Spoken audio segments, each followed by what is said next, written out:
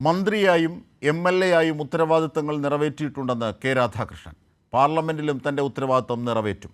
ചേലക്കരയിലെയും ആലത്തൂരിലെയും ജനങ്ങളോട് നന്ദിയും കടപ്പാടുമുണ്ടെന്നും അദ്ദേഹം പറഞ്ഞു. ജനങ്ങൾ തിങ്ങിപ്പാർക്കുന്ന പ്രദേശങ്ങളെ കോളനി എന്ന് വിശേഷിപ്പിക്കുന്ന രീതി അവസാനിപ്പിക്കുമെന്നും മന്ത്രി കെ രാധാകൃഷ്ണൻ അറിയിച്ചു. ഇതിനുവേണ്ടിയുള്ള സംസ്ഥാന സർക്കാരിൻ്റെ ഉത്തരവ് ഉടനിറങ്ങുമെന്നും കെ രാധാകൃഷ്ണൻ പറഞ്ഞു. നിലവിലുള്ള കോളനി എന്നുള്ളത് മാറും. ഇപ്പോൾ ചിലപ്പോൾ നിലവിലുള്ള ആ വ്യക്തികളുടെ പേരുള്ളതുണ്ട്, അത് തുടരും. ഇനി തുടരുന്നതിൽ പരമാവധി വ്യക്തികളുടെ പേര് ഒഴിവാക്കുന്നതായിരിക്കും നല്ലത്. അതിന് പകരം പ്രത്യേക ചില പേരുകൾ കണ്ടെത്താൻ വേണ്ടി ആ പ്രദേശത്തെ ആളുകൾ തന്നെ ശ്രമിക്കും. എല്ലാ ആവശ്യങ്ങളും നിറവേറ്റി ഇനി ഒന്നുമില്ല ഫുൾ സ്റ്റോപ്പ് ഇട്ടിട്ട് പോകാൻ നമുക്ക് കഴിയില്ല. നമ്മളെ കൊണ്ട് കഴിയാവുന്ന കാര്യങ്ങളെല്ലാം ചെയ്തുകൊണ്ടാണ് പോകുന്നത്. കെ രാധാകൃഷ്ണൻ മന്ത്രി പദവും ഒപ്പം എം.എൽ.എ. സ്ഥാനവും രാജിവെച്ചാണ് പാർലമെൻറ്റിലേക്ക് പോകുന്നത്. ഇതിൻ്റെ കൂടുതൽ വിവരങ്ങളുമായി ഞങ്ങളുടെ പ്രതിനിധി ഷീജ ചേരുകയാണ്. ഷീജ, നവോത്ഥാനത്തിൻ്റെ ബാക്കിപത്രമാകുന്ന കയ്യൊപ്പ് ചാർത്തുന്ന ഒരു ഉത്തരവ്, ചരിത്ര പ്രഖ്യാപനം ഉൾപ്പെടുന്ന ഒരു ഉത്തരവ് പുറപ്പെടുവിച്ചുകൊണ്ടാണ്, അതിൻ്റെ വാർത്ത കൂടി അറിയിച്ചുകൊണ്ടാണ് അദ്ദേഹം മന്ത്രിസ്ഥാനവും എം.എൽ.എ. സ്ഥാനവും ഒക്കെ രാജിവെക്കുന്നത്. എന്തൊക്കെയാണ് അദ്ദേഹം പറഞ്ഞത്?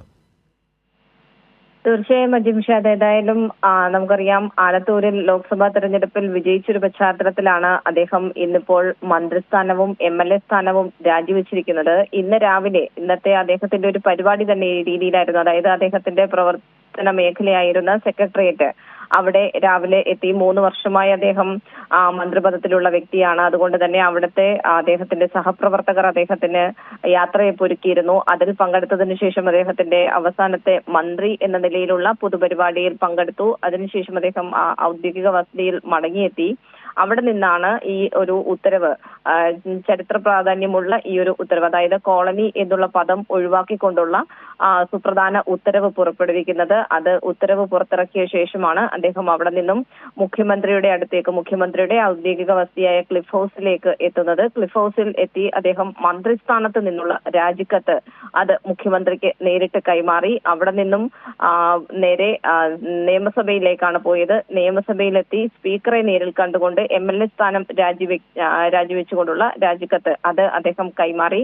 ഏതായാലും താൻ പ്രവർത്തിച്ച മേഖല, അതായത് മന്ത്രിയായിട്ടാണെങ്കിലും എം.എൽ.എ. ആയിട്ടാണെങ്കിലും കൃത്യമായി തന്നെ തനിക്ക് പ്രവർത്തിക്കാൻ സാധിച്ചു എന്നുള്ളൊരു തൃപ്തിയിൽ തന്നെയാണ് താൻ പടിയിറങ്ങുന്നത് എന്നുള്ള കാര്യം തന്നെയാണ് കെ രാധാകൃഷ്ണൻ വ്യക്തമാക്കിയത്.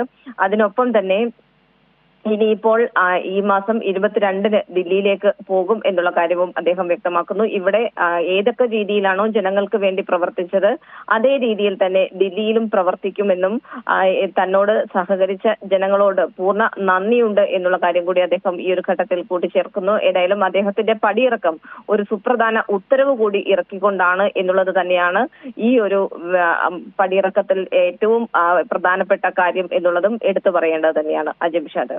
ശരി ഷീജയാണ് സമഗ്രമായ വിവരങ്ങൾ നൽകിയത്. കെ രാധാകൃഷ്ണൻ മന്ത്രി എം.എൽ.എ. സ്ഥാനങ്ങൾ രാജിവെച്ചു. ഇനി ജനാധിപത്യ പോരാട്ടങ്ങൾക്കായി പാർലമെന്റിലേക്ക് സുപ്രധാനമായ ഉത്തരവ് പുറപ്പെടുവിച്ചുകൊണ്ടാണ് അദ്ദേഹത്തിൻ്റെ രാജി എന്നതും പ്രസക്തം.